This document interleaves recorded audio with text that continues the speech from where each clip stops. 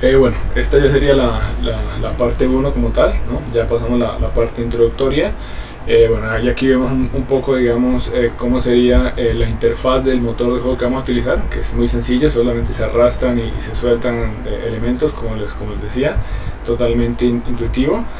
Y bueno, acá están las preguntas que me van a permitir saber si me puedo saltar o no este video.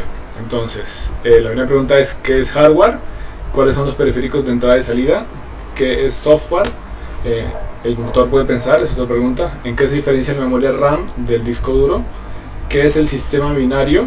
¿Qué son los píxeles? Que es algo muy importante cuando estamos manejando en interfaces gráficas o juegos. ¿Cómo se procesan los números, textos, imágenes y video con el sistema binario, ¿no? Justamente es lo que vamos a aplicar en el juego. ¿Cómo se aplican todos estos conceptos a un juego? Es otra pregunta, ¿no? Y bueno, unas bases del lenguaje de programación. Todavía no nos vamos a meter mucho en lenguaje de programación, pero sí todo esto va a formar, digamos, unas bases. Si se puede responder con todas estas preguntas, entonces este video se puede saltar. De lo contrario, vamos a ver, digamos, cada uno de estos temas en este video. Entonces, ¿cómo funciona un computador? Un computador tiene una parte que es la que se puede ver y tocar, y otra parte la que no se puede ver y tocar. La parte que se puede ver y tocar es el hardware, y lo que no se puede ver y tocar es el software. Entonces, todo lo que se puede tocar de un computador es el monitor, teclados, parlantes, micrófonos. Lo que no se puede ver y tocar es, por ejemplo, el sistema operativo, Windows, Linux, Mac, lo que tengan, y programas o software en general, valga la redundancia, ¿no? Esto se puede hacer la comparación con una persona, con un humano, que sería, bueno, hardware sería todo lo que yo puedo ver y tocar, por ejemplo, mis manos, los ojos, la boca. Y software sería lo que no se puede ver y tocar, por ejemplo, la mente, ¿no? Los pensamientos, lo que está dentro de el cerebro. Son esas cosas que sería la analogía entre hardware y software con un humano o una persona, ¿no? Entonces, para seguir con las analogías con el computador y humano a nivel de hardware, tenemos que, por ejemplo, un computador tiene una cámara, que es algo que le sirve para dispositivo de entrada o periférico de entrada de información de input, que el equivalente en humano sería los ojos, ¿no? Que es la misma función del computador, ¿no? Tenemos los parlantes, que es donde el computador sale sonido, y al salir es un periférico de salida o de output, que en el equivalente del humano serían las cuerdas vocales, ¿no? Esto es algo muy, muy sencillo, muy obvio, pero ahí está la diferencia entre periféricos de entrada y de salida, ¿no? Por ejemplo, el micrófono es por donde el computador puede entrar sonido al computador, ¿no? El equivalente del humano serían los oídos, ¿no? Ese sería un periférico de entrada, ¿no? Obviamente. La impresora es un periférico de salida, porque se puede mostrar información que está dentro del computador, ¿no? Para un humano sería el acto de escribir, sería lo mismo que la impresora, ¿no?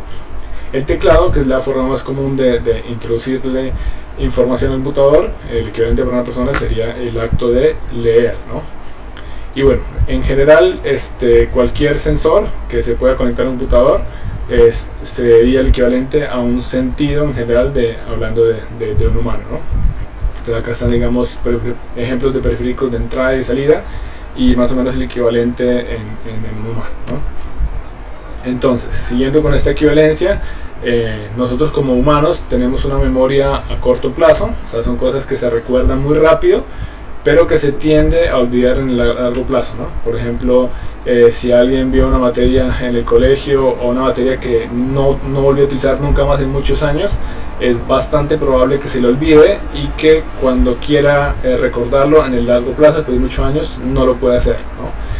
O está la memoria a largo plazo, que es algo que cuesta más recordar, es un poco más lento, pero que perdura mucho más tiempo, ¿no? Puede ser, por ejemplo, un acontecimiento de algo muy agradable de niñez, que lo podemos recordar, pero cuando queremos hacer más detalles, como que nos cuesta un poco y se tarda más, ¿no? Entonces, esto tiene su equivalencia en el computador. La memoria a corto plazo es la memoria RAM, que es memoria donde el computador puede acceder muy rápido, pero que se olvida en el largo plazo. Pero acá en este caso, el largo plazo del computador es cuando se apaga, ¿no? Tan pronto se apaga el computador, todo lo que hay en la memoria RAM se borra, ¿no? El disco duro sería el equivalente a la memoria de largo plazo del computador. La forma de acceso es más lento, ¿no? Pero perdura más en el tiempo, es decir, que perdura después de que se apaga el computador, ¿no? Eso sería, digamos, la diferencia entre la memoria RAM, que es muy rápida, pero que es volátil, y la memoria de lo que se puede grabar en el disco duro, que es de más tiempo, pero se tarda más en leer, ¿no? Y bueno, tenemos la unidad central de procesamiento, ¿no? O CPU en inglés, que sería el equivalente al cerebro, obviamente una versión muy rudimentaria del cerebro, en la parte física, no se compararía, digamos, exactamente, porque bueno, vamos a ver después que obviamente tiene muchas limitaciones una CPU comparada con el cerebro de una persona, ¿no? Entonces, ¿cómo piensa un computador? Bueno, la respuesta más sencilla es que el computador no piensa, no puede pensar, ¿no? ¿Qué pasa con la inteligencia artificial? Bueno, la inteligencia artificial solamente le permite aprender al computador lo que ha sido programado para aprender, o sea, que tiene esa limitación. Mientras que un humano puede aprender absolutamente cualquier cosa nueva que se proponga sin tener ningún tipo de límite, ¿no? Entonces ahí es donde está la diferencia entre la inteligencia artificial y la de una persona, ¿no? Que tiene límites. Así que digamos, las películas donde se miran que los robots van a dominar el mundo, eso está demasiado lejos en el futuro y probablemente no sea algo que alcancemos a ver en esta vida, ¿no? Ni en la vida de nadie que esté, digamos, en este momento viviendo, así sea un niño, ¿no? Bueno, lo que sí puede hacer un computador es procesar o interpretar información a una velocidad increíblemente grande, ¿no? Muy rápido, ¿no? Que esos son los hertz, que serían los ciclos por segundo, ¿no? Entonces, por ejemplo, un computador que tiene una velocidad de 1 Hz quiere decir que puede procesar una instrucción por segundo, ¿no? Que sería algo demasiado rápido incluso para un humano, ¿no? Pero los computadores, conforme digamos, fueron avanzando en el lapso del tiempo, vimos computadores que sean de 1 GHz, que es aproximadamente 1.000.000 de instrucciones por segundo, que es algo demasiado rápido. Un humano no es capaz de procesar 1.000.000 de instrucciones en un segundo. Luego se le dieron los computadores que tienen un núcleo, 4 núcleos, que quiere decir un computador que tiene 1 GHz y 4 núcleos, se multiplica eso por 4, o sea, puede procesar 4 millones de instrucciones por segundo, bueno, y así sucesivamente, ¿no? Obviamente hay otros temas más que son ya el tipo de tecnología del procesador y eso, pero para dejarlo a grandes rasgos, digamos, sería más o menos ese el equivalente, ¿no? Entonces la ventaja que tiene es eso, que procesa información a velocidad extremadamente rápida, mucho más rápida de lo que podría hacer cualquier humano, ¿no? Eso sí es algo que tiene, digamos, ventaja con respecto a una persona, ¿no? El problema que tiene junto con eso es, como dijimos, que no puede pensar el computador, solamente entiende conceptos binarios, es decir, 1 o 0, verdadero o falso, sí o no, o en inglés sería true o false, ¿no? Es lo único que entiende una computadora y en eso se basa absolutamente todo, ¿no? Bueno, entonces, ¿cómo interpreta el computador, ¿no? Entonces, el 1 se puede interpretar cuando el computador tiene corriente, o cuando tiene, digamos, algo con carga positiva, 0 cuando no tiene corriente o carga negativa, ¿no? Sería, por ejemplo, los casos de un disco duro, donde positivo puede ser 1, negativo puede ser 0, ¿no? Hablando de carga magnética de los discos duros antiguos, ¿no? Entonces ese es el concepto y la forma como el computador puede, digamos, entender información, ¿no? Entonces sí, podría ser con corriente, no sin corriente, ¿no? Verdadero con corriente, falso sin corriente. Entonces, en resumen, el computador solamente entiende unos y ceros y no entiende absolutamente nada más que eso, ¿no? Ese sería, digamos, el sistema binario, que es la base de cómo el computador interpreta la información, ¿no? Entonces, si el computador solamente entiende unos y ceros, ¿cómo es que procesa texto? O cómo es que, por ejemplo, acá tenemos una diapositiva donde se está mostrando texto, ¿no? Bueno, puntualmente hay algo que digamos, también es un concepto que ahora lo vamos a ver, digamos, un poco por encima del sistema binario y ASCII, que igual si alguien quiere profundizar más lo puede hacer, pero no quiero hacer muy extenso ese video.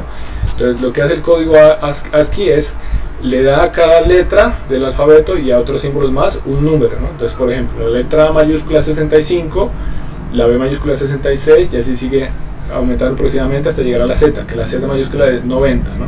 Luego siguen otros símbolos más, está la letra A minúscula, que es 97, va aumentando, la B minúscula sería 98, va aumentando hasta llegar a la Z, que es el 122, ¿no? Entonces esa es la forma como el computador puede procesar texto, ¿no? Entonces, un dato curioso, si casi en cualquier procesador de texto, si presionan la tecla Alt izquierda o la tecla Alt derecha, se la dejan presionada y por ejemplo digitan el número 65 sin soltar la tecla Alt y luego sueltan la tecla Alt, van a ver que le aparece la A mayúscula. Eso pasa en la mayoría de procesadores de texto. Lo pueden hacer con la tecla Alt izquierda, si no funcionan con la derecha, ¿no?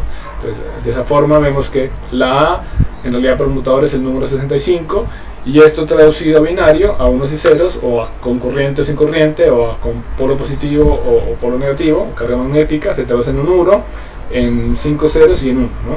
Entonces eso, digamos, es como el computador representa la letra A, y lo mismo sería la letra B, C, D, etc. Y de esa forma es que el computador puede procesar texto y, bueno, mostrar texto, ¿no?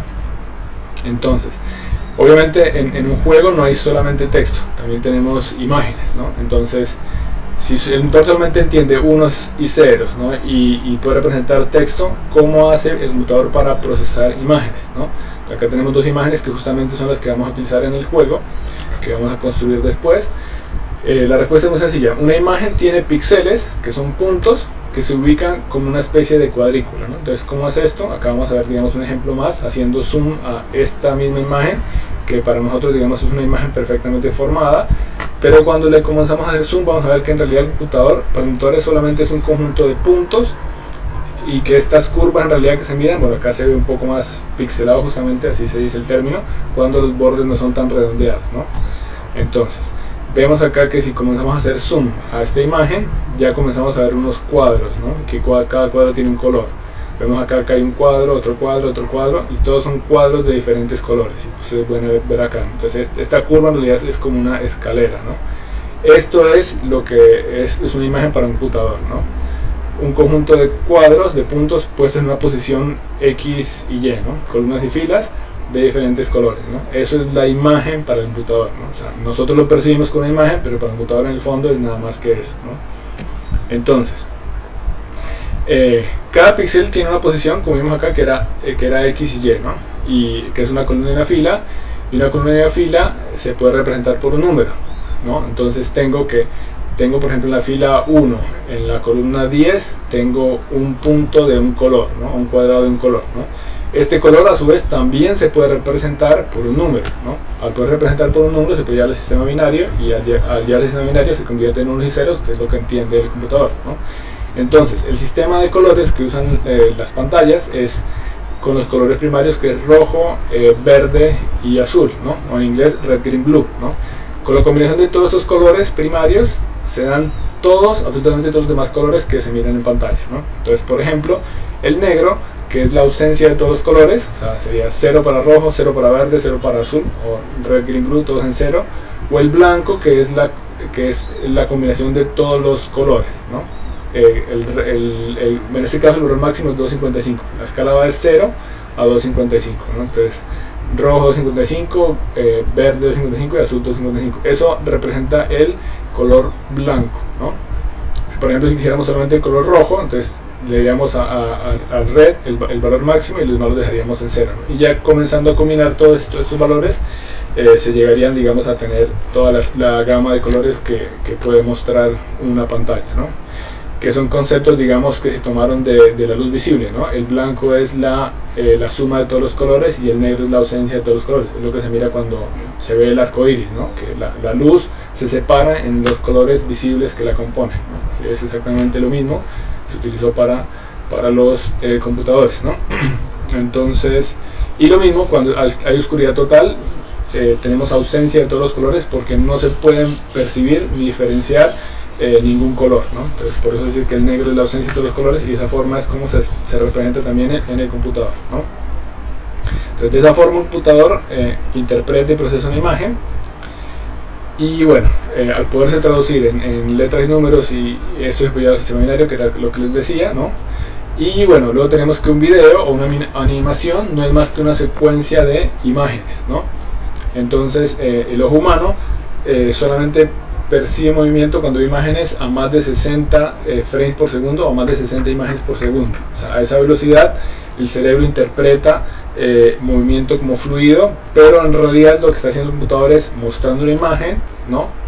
Por un momento, luego mostrando otra por un momento, o sea, obviamente quita la anterior, pone la siguiente, quita la anterior, pone la siguiente, ¿no? Eso lo hace tan rápido que para nosotros se ve como si fuera un video, ¿no?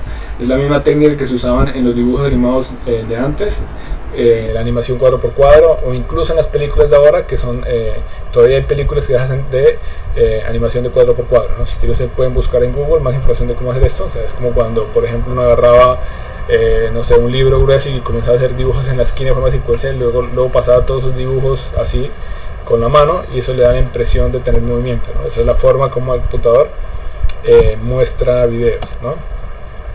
Entonces, ¿cómo se aplica todo esto a un juego, ¿no? Entonces, un juego no es más que un conjunto de imágenes o animaciones que están programadas para que se interactúen de cierto modo, ¿no? En nuestro caso va a ser una burbuja, la imagen de una burbuja que se va a mover por la pantalla esquivando las imágenes de roca, ¿no? Ese sería lo que vamos a hacer nosotros, ¿no? Acá tenemos un ejemplo con un programa que es Blender, ¿no? Que vemos que incluso estas imágenes que pareciera que son en 3D, cuando vemos el detalle, vemos que son un conjunto de puntos, ¿no? Y que cada sección del punto, en este caso cada cuadro, cada polígono, tiene un color diferente, y eso le da la impresión de estar en 3 dimensiones, ¿no? Obviamente acá tenemos lo mismo, pero con un detalle, o con, digamos, con estos polígonos o cuadros mucho más chicos, y por eso da la impresión de que esta figura es como más redondeada que esta, ¿no? Entonces es la forma de cómo se aplica eso en un juego, bien sea 2D o 3D, ¿no? Entonces ya, digamos, para hacer un resumen, ya que el computador no piensa y solamente puede procesar las cosas que previamente se le dijeron, entonces hay que darle esas instrucciones muy detalladas para que pueda ejecutar las tareas, ¿no? Entonces, por ejemplo, serían las acciones en un juego, ¿no? Entonces, como la máquina solamente entiende 1 y 0, sí o no, verdadero o falso, true o false, entonces puede solamente entender eso y repetir estas sin límite, esas instrucciones, ¿no? Que eso vamos a ver después, que son, digamos, las sentencias básicas con las que se puede programar, ¿no? Pero eso sería, digamos, a grandes rasgos, ¿no? Entonces acá son, digamos, unas preguntas para repasar. Si no pueden contestar alguna de estas preguntas, yo les recomiendo que vuelvan a ver el video, porque realmente es muy necesario entender cómo funciona un computador para poder después programar un computador para hacer un juego, por ejemplo, ¿no? Entonces, ¿qué es el hardware? ¿Cuáles son los periféricos de entrada y salida? ¿Qué es el software? El computador puede pensar, es otra pregunta. ¿En qué se diferencia la memoria RAM del disco duro? ¿Qué es el sistema binario? ¿Qué son los píxeles? ¿Cómo se procesan números, textos, imágenes y videos con el sistema binario? ¿Cómo se aplican esos conceptos a un juego, ¿no? Esas son las bases del lenguaje de programación. Y en los siguientes videos vamos a ver ya ejemplos muy puntuales de esto directamente en el juego que vamos a hacer y con el software que vamos a utilizar, ¿no? Ya también deben saber lo que es software, ¿no? Bueno, eso, digamos, sería todo, y ahora vamos a ir al siguiente video. Muchas gracias.